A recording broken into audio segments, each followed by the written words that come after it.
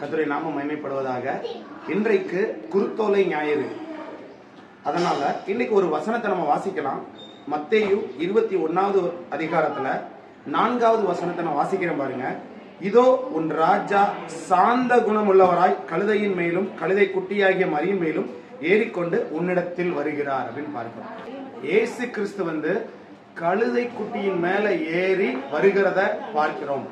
இதன் மூலமா நம்ம என்ன புரிந்து கொள்ள வேண்டும் என்றால், இயேசு கிறிஸ்து ஒரு மிகவும் சாந்த குணம் உள்ளவராய் கழுதை குட்டி மேல. ஏன் கழுதை குட்டி மேல அவர் செலக்ட் பண்ணியிருக்கணும்? அன்னைக்குள்ள வாகனங்கள் மிருகங்கள் தான். கழுதை, குதிரை, ஒட்டகம், இப்படி நிறைய மிருகங்கள். அதுல மிகவும் சாதாரணமான ஒரு மிருகமான கழுதை மேல ஆண்டவர் டிராவல் பண்ற எல்லா ஜனங்களோடும்.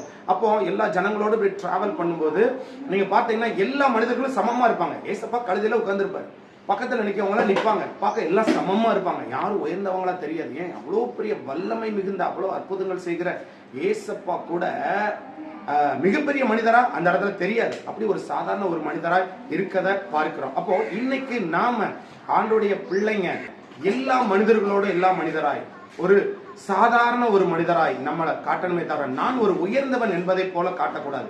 இன்னைக்கு நிறைய ஊழியக்காரங்க இதை பார்த்து கொண்டு இருப்போம்.